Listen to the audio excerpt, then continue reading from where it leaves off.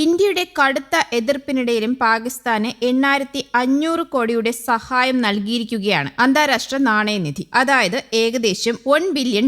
2 തവണ ഗ്രേ ലിസ്റ്റിൽപ്പെട്ട പാകിസ്ഥാന് ധനസഹായം നൽകരുതെന്ന് അഭ്യർത്ഥിച്ചിട്ടും $7 ബില്യൺ വായ്പയിലെ രണ്ടാം ഗഡുവായി 8,500 കോടി IMF അനുവദിച്ചു. പാകിസ്ഥാന് വായ്പ നൽകാനുള്ള IMF തീരുമാനത്തിൽ ശക്തമായ പ്രതിഷേധമാണ് ഇന്ത്യ രേഖപ്പെടുത്തിയത്. പാകിസ്ഥാന് നൽകുന്ന വായ്പ ലഭിക്കുന്നത് ഭീകരർക്കെന്ന് IMF യോഗത്തിൽ ഇന്ത്യ കുറ്റപ്പെടുത്തി. ഇതുമായി ബന്ധപ്പെട്ട വോട്ടെടുപ്പിൽ നിന്ന് ഇന്ത്യ വിട്ടുനിന്നു. $1.3 ബില്യൺ IMF വായ്പ പാകിസ്ഥാന് നൽകുന്നതിന് എതിരെയാണ് ഇന്ത്യ പ്രതിഷേധം അറിയിച്ചത്. എന്നാൽ പാകിസ്ഥാന് നേരത്തെ നൽകിയ വായ്പയുടെ രണ്ടാം ഘടുവായ തുകയാണ് IMF ഇപ്പോൾ അനുവദിച്ചത്. ഇന്നലെ വാഷിംഗ്ടണിൽ ചേർന്ന യോഗത്തിലായിരുന്നു ഇന്ത്യ ശക്തമായ പ്രതിഷേധം രേഖപ്പെടുത്തിയത്. പാകിസ്ഥാന് നൽകുന്ന പണം കൃത്യമായി വിനിയോഗിക്കപ്പെടുന്നില്ലെന്നും വലിയ അഴിമതികൾ പദ്ധതി നിർവഹണത്തിൽ നടക്കുന്നുവെന്നും ഇന്ത്യ കുറ്റപ്പെടുത്തി. പാകിസ്ഥാന്റെ കടബാധ്യത വളരെ കൂടുതലാണെന്നതും ഇന്ത്യ ഉന്നയിച്ചു. ലഷ്കർ എ തൊയ്ബ, ജെയ്ഷെ മുഹമ്മദ് തുടങ്ങിയ തീവ്രവാദ ഗ്രൂപ്പുകൾക്ക് പാകിസ്ഥാന് ലഭിക്കുന്ന തുക പരോക്ഷമായി ലഭിക്കുന്നുവെന്നും ഇന്ത്യ ആരോപിച്ചു. പാകിസ്ഥാന് പണം നൽകുന്നതിനോട് എതിർപ്പില്ലെന്നും എന്നാൽ പാകിസ്ഥാനെ പോലൊരു രാജ്യം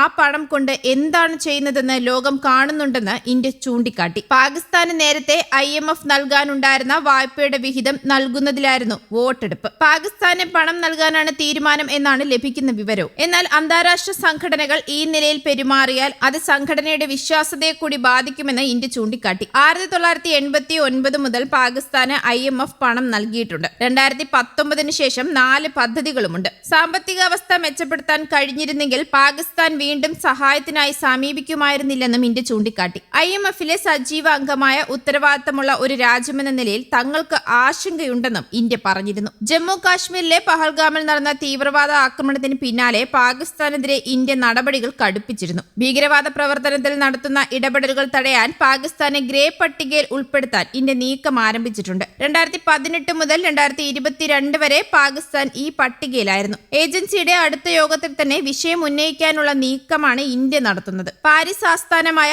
ആഗോള സാമ്പത്തിക കുറ്റകൃത്യ നിരീക്ഷക സംഘടനയായ ഫിനാൻഷ്യൽ ആക്ഷൻ ടാസ്ക് ഫോഴ്സിന്റെ ഗ്രേ പട്ടികയിൽ ഉൾപ്പെട്ടാൽ പാകിസ്ഥാന്റെ വിദേശ നിക്ഷേപത്തെയും രാജ്യാന്തര ഇടപാടുകളെയും ബാധിക്കും. ജമ്മു കാശ്മീരിലേക്ക് അനധികൃത പണത്തിന്റെ ഒഴുക്കിന് തടയിടുകയാണ് ലക്ഷ്യമെന്ന് കേന്ദ്ര സർക്കാർ വൃത്തങ്ങൾ നേരത്തെ വ്യക്തമാക്കിയിരുന്നു. അതേസമയം ഇന്ത്യ പാക് സംഘർഷം അടിയന്തരമായി അവസാനിപ്പിക്കണമെന്നാവശ്യപ്പെട്ട് G7 രാജ്യങ്ങൾ രംഗത്തെത്തി. പ്രദേശത്ത് സമാധാനം പുനഃസ്ഥാപിക്കണമെന്ന് ഈ രാജ്യങ്ങളുടെ കൂട്ടായ്മ പ്രസ്താവനയിലൂടെ ആവശ്യപ്പെട്ടു. ഏപ്രിൽ 22 ജമ്മു കാശ്മീരിലെ പഹൽഗാമിൽ 26 വിനോദസഞ്ചാരികളുടെ മരണത്തിനിടയാക്കിയ ഭീകരാക്രമണത്തെ G7 രാജ്യങ്ങൾ അപലപിച്ചു. Canada, France, Germany, Italy, Japan, UK, US, European union എന്നിവരുടെ സഖ്യമാണ് G7. ഇരുവശത്തുമുള്ള സാധാരണക്കാരായ ജനങ്ങളുടെ സുരക്ഷയെക്കുറിച്ച് G7 രാജ്യങ്ങൾക്ക് ആശങ്കയുണ്ട്. ഉടനടി സംഘർഷം ലഘൂകരിക്കാൻ ഞങ്ങൾ ആഹ്വാനം ചെയ്യുന്നു. നേരിട്ടുള്ള ചർച്ചകളിലൂടെ ഇന്ത്യയും പാകിസ്ഥാനും സമാധാനം സ്ഥാപിക്കുമെന്നാണ് പ്രതീക്ഷ. ഇന്ത്യ പാക് സംഘർഷാവസ്ഥ തുടർന്നും സൂക്ഷ്മമായി നിരീക്ഷിക്കുന്ന ഞങ്ങൾ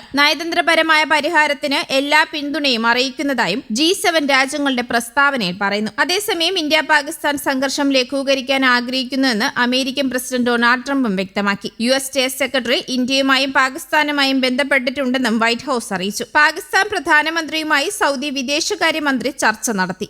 ന്യൂസ് ഡെസ്ക്, കേരള കൗമുദി.